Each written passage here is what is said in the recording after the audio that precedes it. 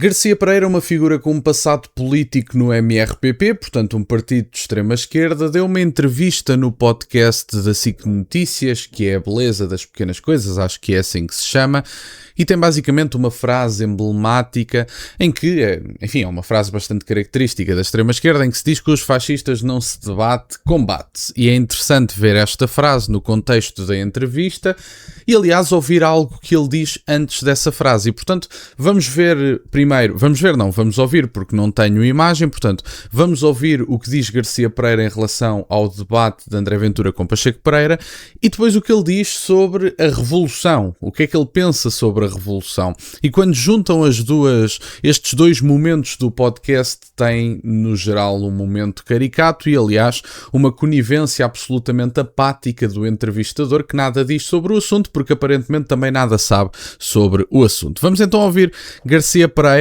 Eu escolhi esta imagem por coincidência, portanto não há aqui qualquer ataque pessoal a Garcia Pereira, é apenas um dos seus cartazes, quando na sua atividade política, em que ele diz morte aos traidores. Portanto é isto. Vamos ver esta intervenção e fazer uns comentários. Eu não acho que tenha havido debate nenhum. O que é que houve o que ali? Foi um combate de boxe, em que há um perito no boxe, na gritaria, na interrupção sistemática do adversário, contando aliás com a complacência do jornalista que lá está, que se estava a fazer o papel de moderador tinha de pôr termo àquilo. Quando se combate na lama, ninguém sai ninguém sai. Limpo, é isso? Peço desculpa pela veemência da expressão, mas com fascistas não se debate, combate-se. E o que o Pacheco Pereira, a meu ver, pensou que conseguia fazer era levar a cabo uma atuação pedagógica, com argumento, com dados. Ele não conseguiu terminar uma única frase. Exatamente porque, como nós vimos com um indivíduo treinado a falar permanentemente para a Câmara, a olhar para a Câmara, e nem para o jornalista, nem para o seu contendor do debate, e não se conseguiu discutir uma única ideia. Bom, antes de ouvirmos a segunda parte, é importante dar nota de uma coisa. Não é como se o Pacheco Pereira tivesse sido um anjinho do ponto de vista das interrupções. Apesar de eu achar que André Ventura realmente interrompeu demais, também foi a minha opinião pessoal sobre esse debate. Não sei se o disse no debate, no vídeo sobre o debate, mas também o senti. Realmente André Ventura interrompeu demais, mas não é como se Garcia Pereira, como se Pacheco Pereira, até são os dois Pereira, por isso também a confusão, não é como se Pacheco Pereira tivesse sido uma figura muito civilizada, também fez várias interrupções e, aliás, foi bastante desagradável dada a altura. Pacheco Pereira levou literalmente o debate para as ofensas pessoais e para as medições de qualidade de cada um, digamos assim. No fim, Pacheco Pereira diz alguma coisa do género: bom, mas eu tive mais votos que tu em Loures. Portanto, no fundo, o debate terminou com Pacheco Pereira a dizer uma coisa destas. Portanto, é para se ver o nível também de Pacheco Pereira, e é interessante olharmos para esta situação pensando num debate que, em primeiro lugar, foi marcado por um comentador televisivo e que o próprio também tem muitos momentos que, obviamente, têm como objetivo a mediatização do seu próprio comentário político, leva determinados objetos, etc. Portanto, o Pacheco Pereira também tem desempenhado o seu papel para que se torne a política um circo, ou pelo menos algo mediático. Nem digo um circo, sabem? É que esta ideia de que a era das redes sociais, que também se baseia muito nas visualizações, nos likes e tudo mais, a ideia de que todas as pessoas que criem um momento mediático estão a criar momentos de circo, eu acho que é uma parvoíce, porque muita da a atividade política vinda da abstenção foi trazida precisamente por causa da capacidade de mediatização da política. E, portanto, há aqui uma ideia latente que é: os meus amigos, se querem popularizar a política, talvez seja boa ideia popularizarem a forma como fazem política. Mas, enfim, isso é tudo uma questão de comunicação política, vale o que vale. Mas agora vamos ouvir Garcia Pereira a dizer uma coisa bastante interessante, sem qualquer oposição do moderador, entrevistador, o que quer que lhe queiram chamar, que eu acho que é interessante, até porque teve alguma graça que Garcia Pereira queixou-se do moderador do debate de Pacheco Pereira com André Ventura, mas evidentemente que nada diz sobre o seu moderador, que lhe permite dizer tudo sem fazer uma única questão. Não há uma única oposição. Eu acho que Garcia Pereira, se dissesse assim: a revolução é amanhã, como é que é, contamos contigo, provavelmente o entrevistador diria: vamos a isso, camarada, e portanto avançava. Enfim, vamos ouvir esta segunda parte, que é a parte mais engraçada. Continua a sonhar com uma revolução proletária? Eu acho que ela é uma necessidade histórica.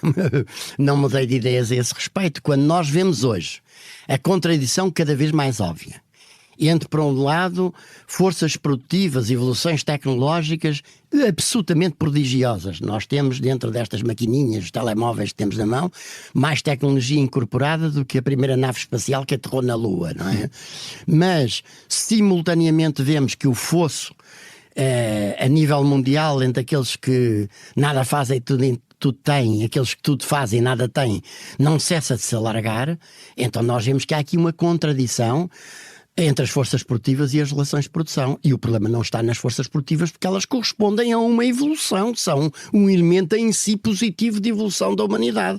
Então o problema está nas relações sociais, e designadamente nas relações sociais de produção, que permitem que essas novas tecnologias, que esses progressos, sejam não postos ao serviço de toda a humanidade, mas apropriados por uma pequena minoria.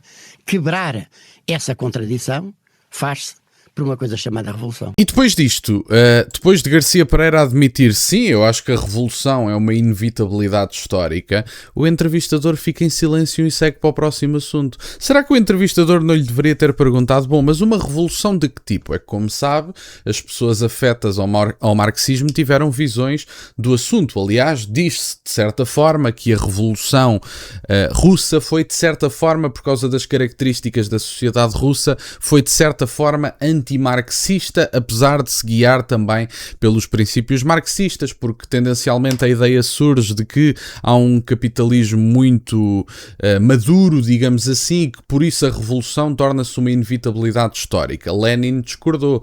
Lenin conseguiu impor a revolução e Stalin, portanto, enfim, os bolcheviques basicamente conseguiram impor a revolução numa sociedade que não era propriamente um capitalismo maduro e, portanto, houve de certa forma uma vanguarda partidária, vamos chamar-lhe assim, que impôs a revolução através da força. Houve execuções políticas de todas as pessoas, ou de uma boa parte das pessoas, ou que eram contra a revolução ou que eram percebidas como tal. Os burgueses, enfim, eram tratados como opositores à revolução e muitos deles foram executados pelos bolcheviques e, portanto, a pergunta que fica verdadeiramente é, será que o jornalista não lhe deveria ter perguntado, bom, mas uma revolução está a falar das ideias de Gramsci, em que se ganha, basicamente o campo cultural ganha-se a mente das pessoas e tem esse troco do ponto de vista eleitoral, ou queria uma revolução marxista-leninista, em que se calhar as coisas precisariam de armas e de sangue e tudo mais.